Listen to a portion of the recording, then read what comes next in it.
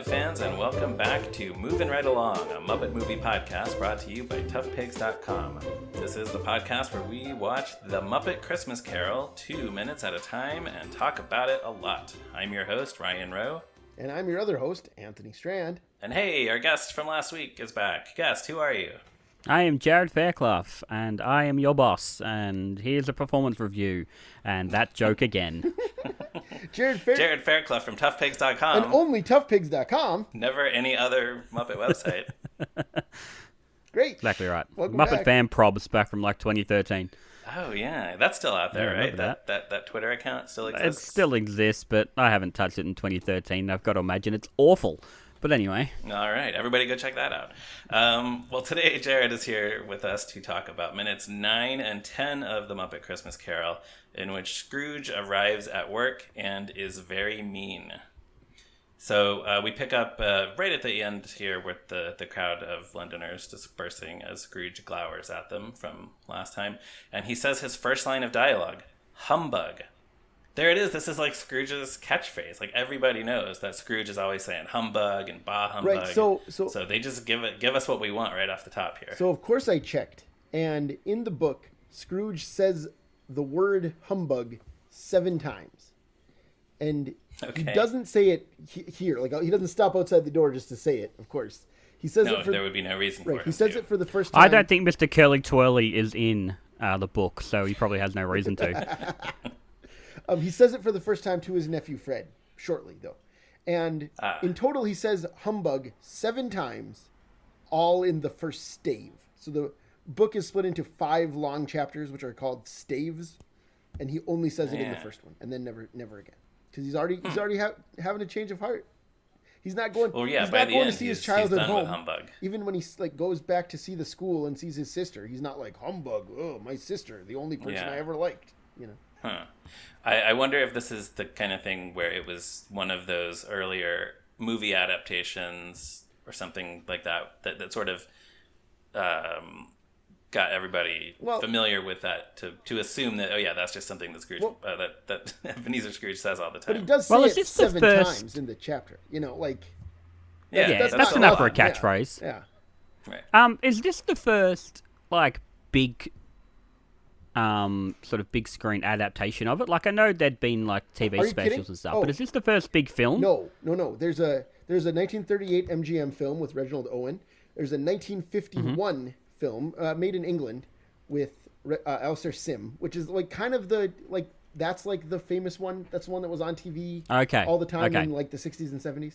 And then and there's a musical with Albert Finney in 1970. Called Scrooge. So those are the 3 big theatrical films before this.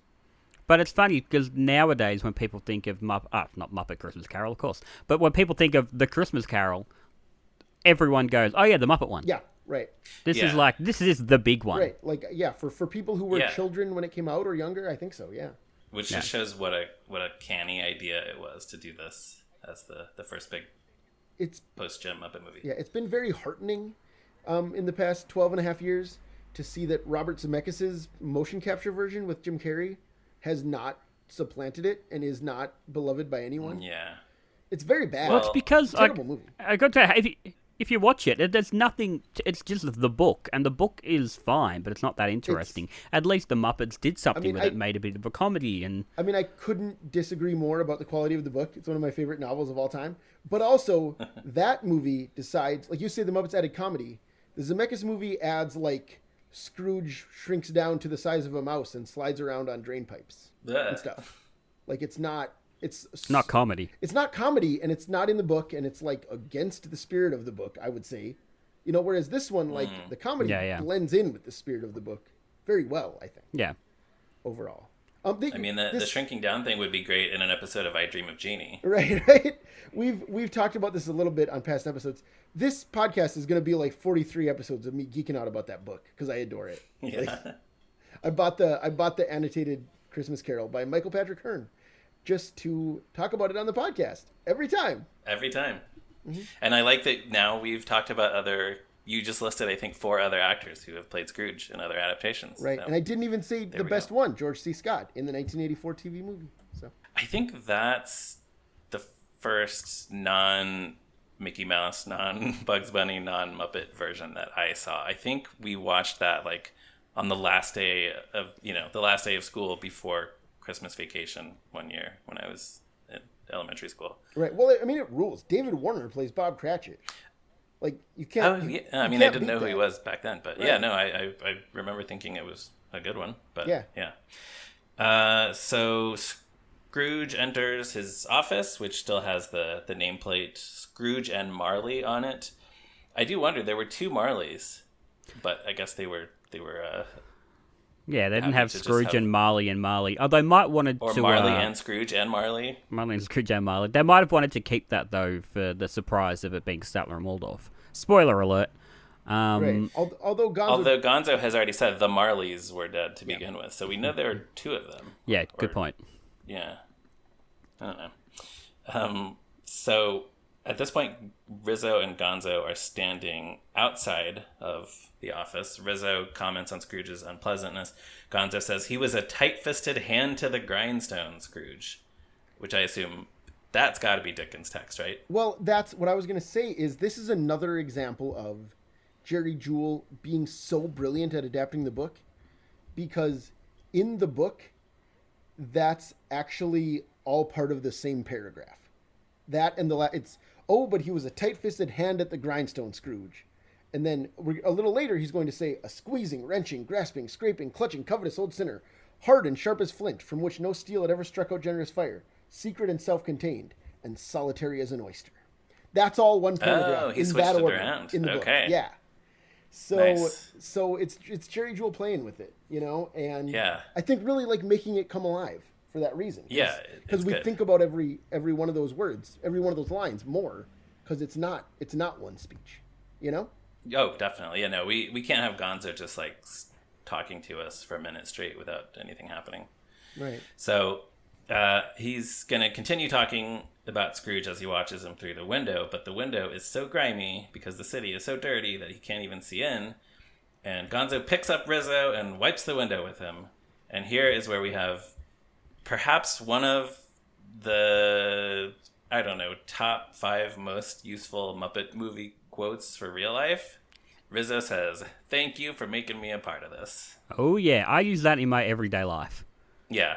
I use this all the time. Yeah. It's just anytime somebody recruits you to do something that you didn't necessarily sign up for.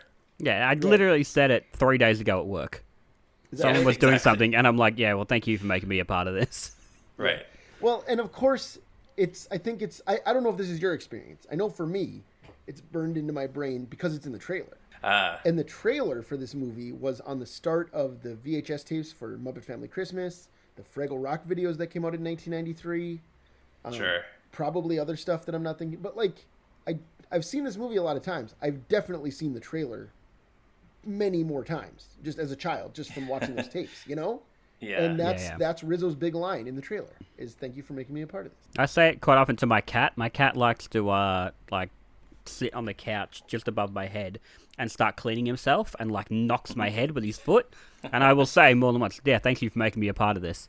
Yeah. It's always bothered me in that shot that he picks up Rizzo and starts cleaning him, and then they cut to inside and you see the outside of it, and now the window's completely clean and it just cuts like that, and I'm like, it always bothered me that there's not just a couple of little grimy marks at the top, and I get why they had to do that, but it's just one of those little movie mistakes, continuity issues that I'm like, notice it every time. You're saying it looks too clean? Well, so he picks him up. There should still be a few more little... Well, so Gonzo picks up Rizzo and starts cleaning him, and in that one shot, you start to see the bottom of the window get cleaned, but then they immediately cut to the next shot, and the window is now completely clean, and then it cuts back again to Rizzo to say, thank you for making me a part of this. And the window just doesn't stay the same amount of grimy in each shot, and it's one of those little things that I remember I noticed it when I was 10, and I'm now 33, and it's been 23 years, and I'm still going, doesn't look right. You notice it every time. Doesn't cut together well. Yeah. Well, that's because Rizzo's not actually a good cleaning tool, I guess. He's no magic eraser. He's not. That is correct. So Gonzo finishes this sort of little speech describing Scrooge. As Scrooge enters his counting house, there's this nervous-looking customer sitting there. It's just this little whatnot. Who I believe is the same. It might have one or two slight tweaks, but I think is the same puppet as the puppeteer from the Punch and Judy bit in Scrooge. Oh, that would make sense. Yeah. They With look a exactly the different same. wig and different Slightly outfit. different wig, and even then the wig's pretty similar, but slightly different, and the eyelids are a slightly different color. Okay. Yeah, Yeah. they could just redress him. Yeah. Yeah. But one's Steve Whitmire, and this one's Jerry Nelson. Yes. Anthony, did you describe? Was this the character you described earlier as a church puppet looking guy? Yeah, I think he looks like such a church puppet. Like he just has that like very generic look. His mouth is kind of a little too very wide. mouth. Yeah. So Scrooge calls to Bob Cratchit to ask him what's going on. And who do we have playing Bob Cratchit? It's Kermit the Frog. And who do we have playing Kermit the Frog? Steve Whitmire for the first time in a major production. Gonna say, this would have been the very first time most of the world saw the new Kermit.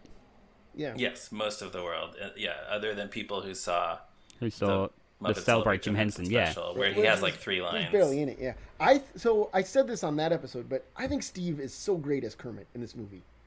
I think it's like one of his best ever performances in the role. Yep. And part of that is that he has all the... probably agree with that, just, as a general performance, yeah. Right, and part of it is that he's like, it's Bob Cratchit. It's material that was 150 years old at the time. Like, it was proven, you know? Yeah. He's not just playing Kermit backstage or whatever, like Jim Henson played it, right? It has to be new. Right, and he's not like that at all here, because this is very much, and it's, again, partly because he is playing a character, but this is very much nice guy Kermit. Right. I don't know if does he do anything funny or whimsical? I guess the Christmas scat song he sings later is kind of whimsical. And he does his like ice skating bit a little bit later on, but he's not like too wacky jokes or anything. Yeah, he does very little to no jokes. I think the funniest part of him in this whole film is when Scrooge at the end says, "And I'd like to raise your salary," and he just does that look. He just freezes, and it's a very funny little pose. Which, if you get the storybook of this movie, Luke Flowers picked that exact shot and did a very good job of translating, capturing that look in illustrator form. Yeah, I'd argue that's so Kermit's gorgeous, so gorgeous. Yeah, I'm sure we'll bring that up again as we continue to go through the movie, but yeah, so they've made a very deliberate decision here to give Kermit what is essentially a supporting role, because Steve Whitmire was new to playing the character. Well, have you spoken about the original pitch for this movie? We did. The original idea? Yeah, which I assume we probably spoke about. Ghost of Christmas Future and stuff? Muppets would have been the ghosts, Yeah. So I gotta remember, do you know what Kermit's role in that would have been? Or was it pretty similar? I would think he's Bob Cratchit, right? I don't know what else. Yeah, I don't know if I've heard anything different for Kermit. In this, but and going back to other adaptations again, the role of Bob Cratchit has also been played by Mickey Mouse, Porky Pig, Barney Rubble as Bob Craggit in the Flintstones Waka Waka. Christmas Carol. And in the Rich Little special, it was Rich Little as Paul Lynde as Bob Cratchit. I just don't like Rich Little. Listeners cannot see this, but Jarrod looks so disgusted every time Ryan mentions Rich Little. As you should. Rich Little is a bad person and a bad impressionist. But... One of the very first things I ever wrote for Tough Pigs was about years ago. And I'm talking, this is 2013, I think, when the very first things I ever wrote. The Muppet Show one episode at a time. It was before that. Yeah, that episode, I had to review that under the title of the worst Muppet Show episode of all time. Right. And it's just the bit where he's like doing the impressions of the Muppets, and they have to like, oh my god, that's not me saying that. That's Rich Little, and it sounds nothing like him. It's horrendous. That dude is a hack. You and I have something in common, which is that I also reviewed that one for Tough Pigs when we did the episode. Yes, you did. my wife Roz and I wrote it together because she wanted to because it's her least favorite episode. Because Rich Little is canonically her least favorite entertainer in the world. Wow. She has. Because Do you he guys know? sucks. Do you guys know Starro, I've heard the name. DC Comics villain who's a giant starfish that sticks on people's face, makes little starfishes that stick on Yes. people's faces? Yeah, wasn't that he was the villain in the new Suicide Squad? The Suicide Squad, yeah. Yeah. But years ago, Roz described Starro as the Rich Little of the Justice League. Oh, she goes, oh, I'm so scary. I'm a starfish. Oh, I'm so good at doing impersonations. No, you're terrible. Go away. What's her?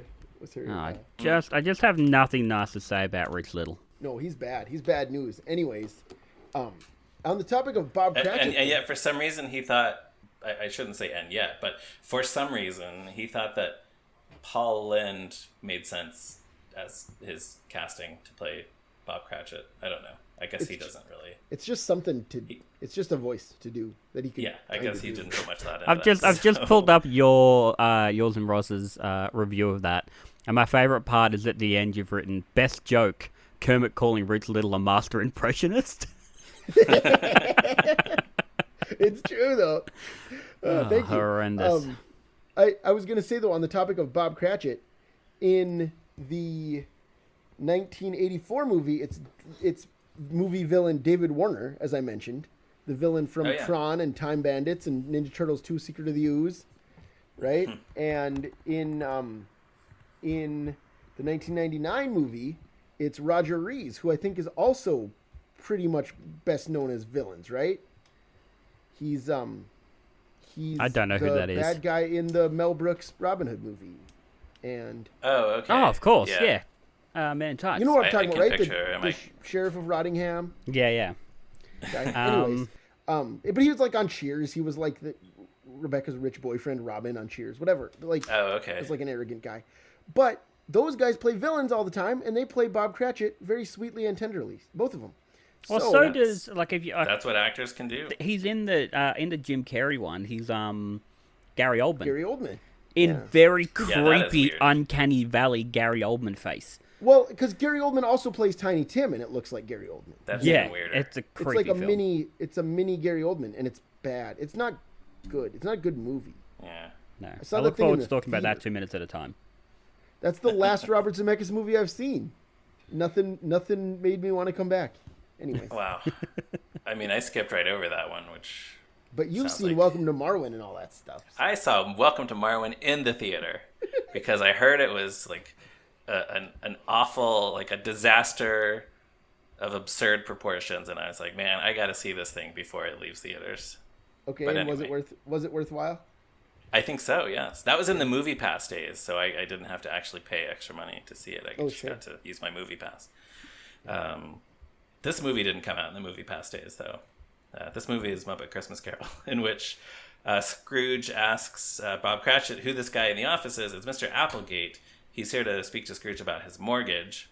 Scrooge does not say anything to Mr. Applegate. He doesn't say any other lines. He just... Mr. Applegate proceeds to speak uninterrupted for 27 seconds of this clip, while Scrooge kind of goes and puts some stuff down at his desk, and then he comes back and picks up Mr. Applegate by his collar, goes to the door, opens the door, and tosses Mr. Applegate outside in the snow without saying anything. So Scrooge has only had a few lines here, and already we know so much about him just from the way that other people react to him and the way that he reacts to other people. He's a mean guy. Well, and this, like, the thing that struck me watching this 2 minutes at a time, this scene is so much harsher than anything in the first three movies, by far. Yeah. It's just like like a man talking about how his daughter is sick. His daughter's lungs don't work right. His daughter's lungs don't work right. And how much like money he's having to spend on, like, the doctor takes his share, don't he? Yeah. And and Scrooge just picks him up and silently throws him out. And he doesn't want to hear it. I truly believe that the reason it's not overwhelming and the reason it doesn't feel like too much is because whether we know the name Jerry Nelson or not, we are ingrained to hear that voice and know it's a Muppet voice and know this is like the Muppets talking. Yeah. You know? So it's just like it doesn't seem as harsh And I because think, like that could be a fiddle player on the Muppet Show or something. and I think, and we know that. though, in hindsight as well, for us, we know what's about to come, which is one of the best lines as well in this film, which is, "Thank you for not shouting at me." Yeah, Right. it's great. And that It's really cuts funny. the tension. That's the joke. But we know that's Right. coming. So I wonder if we don't see that as harsh because we know the punchline to the joke. So I wonder if someone who hadn't seen this before, what they would think of this scene before you showed them the "thank you for not shouting at me" bit. Right. Well, and I think that line, the "thank you for not shouting me" thing, I think, is such a good example of the way that this movie uses humor in a way that doesn't break the tone and still basically feels like a Christmas Carol. I saw this film at so we've got the Australian Centre of the Moving Image. It's up in Melbourne, and it's this big space where they quite often have exhibitions. And a few years ago, they had like a big Jim Henson festival where they played a bunch of old Muppet clips and Muppet movies, and a couple of people came out for it. And one of the things they did was they played Muppet Christmas Carol, and I went and saw it. And the laugh that line got was one of the biggest laughs of the whole film. I think because it cuts that tension of just how horrible this line is. And also, the way the surround sound system worked, it perfectly came from behind us. Just, "Thank you for not shouting at me." And it was just like a really cool moment. And so, yeah, I just wonder if because that tension was cut, people are like, oh, it's the same as like Toy Story 3, right? All those toys are going towards the incinerator towards the end. And then the claw comes up, picks them up, and the punchline is that the three aliens go, "The claw," like in the first film. And I remember sitting in the cinema having the same reaction that everyone else had, which was, ha ha ha ha, whew, because it's cut that tension. Were, like, at that moment. It's cut that tension. And so this has the same, I mean, obviously not to the same effect, but this has the same sort of effect, I think. That line of just, the punchline cuts the tension. Yeah, they're really striking a great balance here. Yeah. This scene is also about the time when we discover that all of Scrooge's other employees besides Bob Cratchit are rats. They're all scribbling in their little rat ledgers with their little rat quill pens. Which, of course, like, if we stop to think about, like, I just said that the movie doesn't break the tone of A Christmas Carol. But one thing that really breaks the tone of A Christmas Carol is famously stingy Ebenezer Scrooge employs, X number of unnecessary rat employees, right? Like, there's no reason for him to have a bookkeeping staff that is like 9 people or whatever. But it's fun because it's fun to see those rats scribbling away, like you say. And so it's worth it. It doesn't really matter. This era, and maybe this is overlapping more than one era of the Muppets, but this era of the Muppets is a good time to be a rat.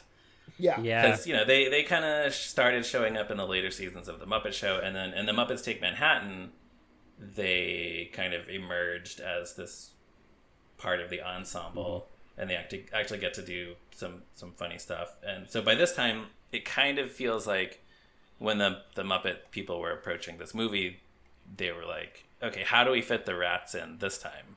Yeah. And then they do that again in the next 2 movies. In the next 2 movies, yeah. Muppets from Space is very like rat. we gotta have a group of rats. What do we, how do we fit them in this time? So it's also cool that I guess probably most or all of the Muppet performers are playing different rats in the scene. You can kind of pick out the voices. One sounds one of them suspiciously like Rizzo. Yeah, that's what I was just going to say. One of them is Steve Whitmire playing a different rat, but doing a similar voice. Maybe it's Rizzo's brother. Well, I don't know. I was going to say, we know in this movie, Rizzo has 1,274 brothers and sisters. Right. True. So that's one of them. There's no reason one of them can't work there. Yeah. So, people say my brother and I sound alike, so why not? When your brother came on this podcast, I was floored by how similar you sound. I will tell you that a couple weeks ago, my dad called me. I was on speakerphone, and my mom thought that I was my brother. Yeah. Although my brother came on this podcast, and I think we sound very similar, too. So I think. Like, you probably had the same experience. There, too. Right. All right, so I'm just going to assume that rat is Rizzo's brother. As yet, my brother has not been on this podcast. Would he like to be? I can't imagine he'd have a lot to say. Okay. He's a very funny, very kind, very funny man. He used to be a comedian, but I don't think he. Oh. I think he'd watch this and be like, I don't need to talk about this. Yeah. Well, all right. Sure. Yeah. Scrooge is asking about the eviction notices for tomorrow. Kermit points out that. See, I'm doing this again. I'm flipping back and forth. Is he Kermit? Is he Bob Cratchit? Whatever. Yes. He says the answer is yes. He is Kermit Right, and he he- is Bob Cratchit. Right. He says tomorrow's Christmas, and Scrooge says, "Very well, have them gift wrapped." Yeah. Ooh, that's cold. I can't repeat the word I wrote. But I wrote a very bad word when I said, you may gift wrap them, make them come across like a reel, and then I won't repeat that word. But I'm like, yeah, that is an evil line. Yeah. I'd argue that yeah. like that shows it just as much of his character as him throwing out Mr. Applegate. Yeah. Because you may definitely. gift wrap them like, oh, you evil so and so. Gift wrapping the eviction notices. I'd never noticed this before, but I think when Kermit is speaking here, you can see Bean Bunny peeking in the window. Oh, really? Oh, yes, you We'll can see too. him again in a minute, but yeah. My man. Kind of make out his sweater and his little scarf, yeah. So the rats help Kermit / Bob Cratchit with this giant pile of eviction notices. There's a cute little bit where they're kind of staggering in and out of the frame, trying to keep the giant pile balanced. Scrooge says that Christmas is a very busy time for them because people are spending their mortgage money on frivolities. Then he says, one might... And that's where this clip ends. So we don't know what he's going to say. Let me say that people are spending their mortgage money on frivolities is not in the book. It's not, Okay. as far as I can tell, in any previous adaptation. But what it is an indication that Jerry Jewell knows how to make things sound Dickensian. It's very convincing, And yes. knows how to make his script, like I already said earlier, blend in with the book. Like, you would be forgiven for thinking it's from the book because it sounds close enough, right? It sounds enough like As Solitary as an Oyster that it's fine. You know, it sounds like something Ebenezer Scrooge would say. And it's so impressive to me. Like, I've seen this movie so many times, and I never get over it. How much it feels like A Christmas Carol all the time, and how much it feels like The Muppets all the time. Right. You know? Right. That's really interesting that line is not from the book, but people talk about how this is perhaps the most authentic adaptation, and I guess that extends to not only adapting the book faithfully, but also even the stuff that's not in the book Keeping seems like the it's spirit from the of book. it. Yeah. Yeah, that's it. Well, yeah. and do you care if I say the other big thing here that's not in the book? Go for it. Which is Mr. Applegate. There's no scene in the book where someone comes to the counting house and says he can't pay and gets thrown out. No customer at all in the book. No customer at all. What happens in Wow. the book is Scrooge gets to work. We hear how cold it is. We hear that there's only one lump of coal in Bob Cratchit's fire. And then his nephew Fred comes walking in, which is going to happen shortly. But there's no customer. And in the 1951 movie, which we've already discussed, the one with Alistair Sim, directed by Brian Desmond Hurst, that movie has a similar scene where a man begs Scrooge for more time to pay him back. And Scrooge says, pay it back or you're going to debtor's prison. Your wife will miss you. Basically. Yeah. So, but like, as far as I can tell, that's where that comes from. Like a different film adaptation 40 years earlier. Okay. But Yeah, I think there are several things in this movie and in various adaptations that if you were to ask someone, like, is that in A Christmas Carol? Sure, of course it is. Yeah. Why would it be in this movie if it wasn't? Yeah. If it wasn't. But it isn't. You ask about you've just mentioned the two main things that aren't in the book, which is the frivolities line and Mr. Applegate. What then, because I haven't read the book, what are the rats doing in the book? The rats are not in the book. But They're you did in the mention alley that, so- outside. that's true. But what I mean, They're though, eating Jared, garbage. of course, as you know, like, is stuff that isn't specific, doesn't feel specifically Muppety, right? Like, obviously, there's Muppet stuff Yes, of course. that isn't in the book. But Yeah, of like course. plot stuff, some of it also isn't, and feels like it would be. Yeah. And we'll Yeah, get to more of and- it in future episodes. There is some stuff with Gonzo and Rizzo that feels more just like contemporary comedy, but they also resist the temptation to put in like more. I don't know. There's a little bit more of that. We'll see that in a minute, I guess, too. But they resist the temptation to just fill it up with like pop culture references and just more like very wacky juvenile jokes and stuff like that I think a lot of people would do. There's a lot of like I'd say most of, if not all, this film's comedy is evergreen. Like there's no like none of the cameos. Like well, there are really no cameos, but like there's nothing there's nothing that's gonna date this movie. There's nothing where in like you watch something like Muppets Most Wanted. A lot of those cameos will date that movie. In 100 years, they'll go, oh, okay, I guess, that person was Oscar-winning Lady Gaga.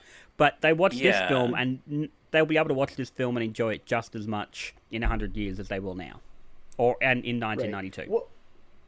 Well, and I think that's like we'll have plenty of time on this podcast to talk about how big of a disappointment I think Muppet Treasure Island is compared to this movie, but that's part of it. Is that movie is full of pop culture references that are just like, oh, we're going to boldly go where no one has gone before. Oh, I have a future in the NBA. Blah. It's like none of it's funny. It's all just like, here's a thing you might recognize, and this movie has none of that.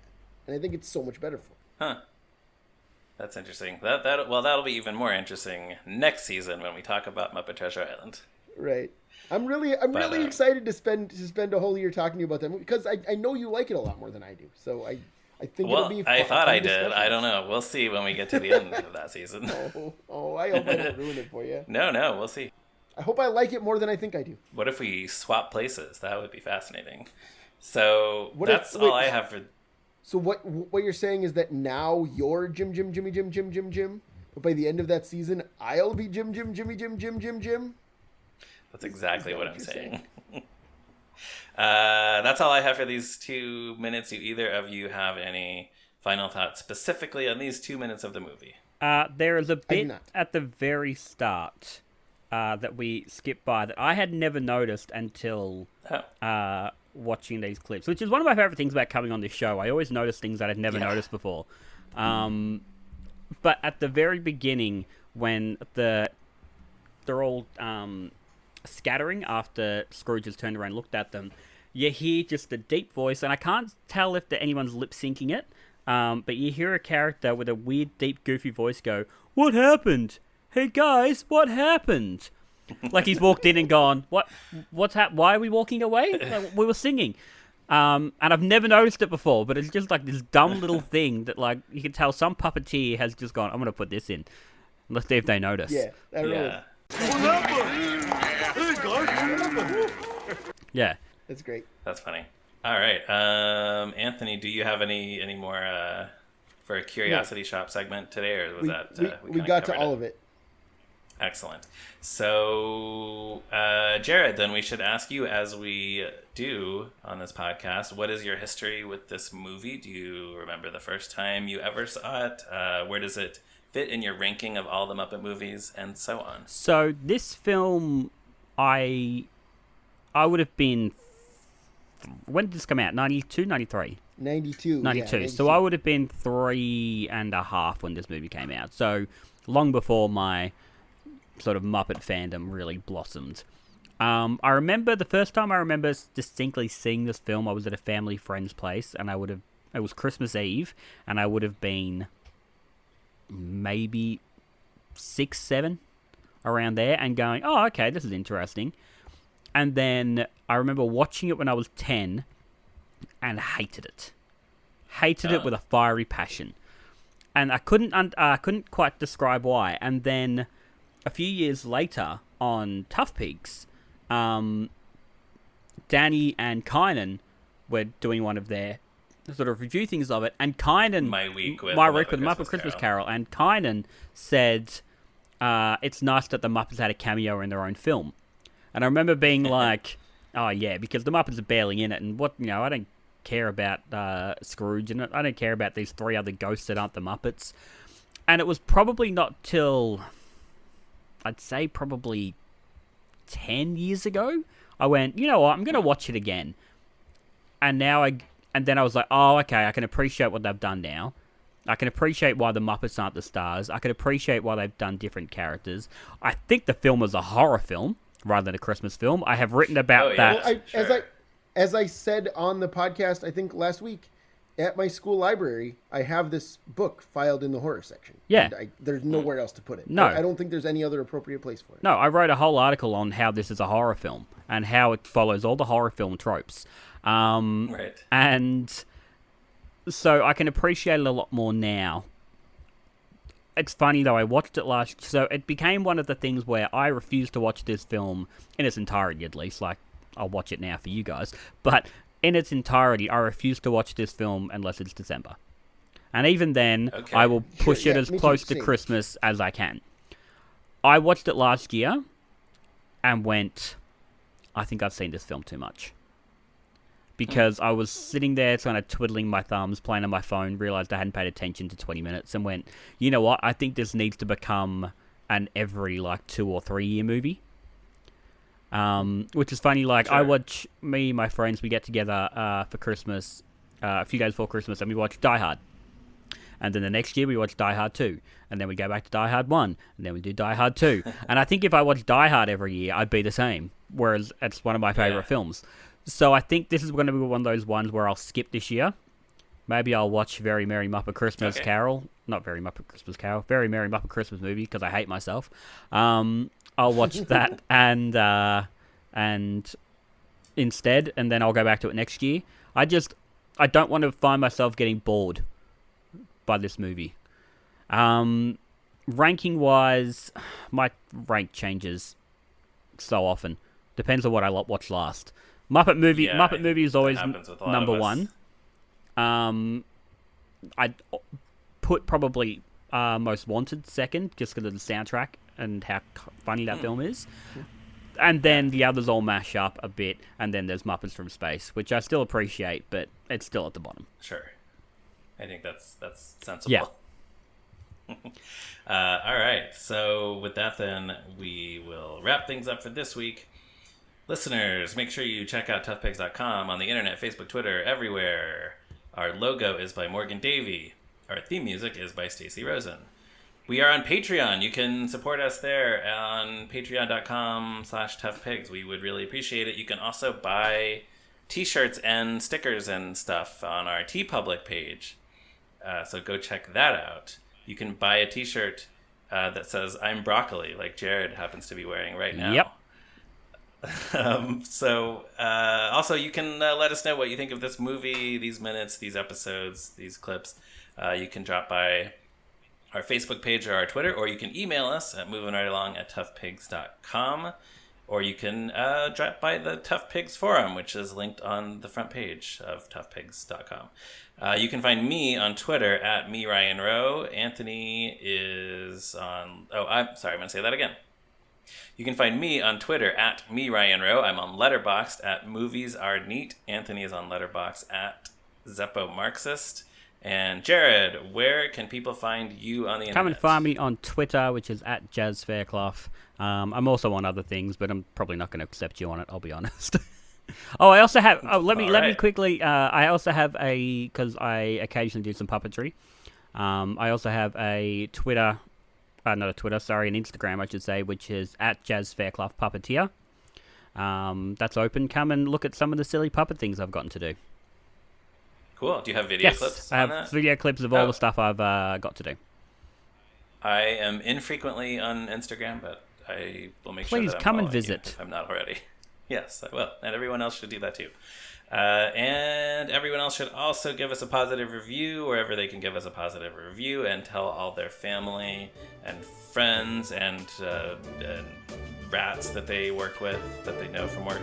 And join us again next week for another episode of Moving Right Along. Goodbye. I'm the stone you can't squeeze blood from, and that's the truth. Thank you for not shouting at me.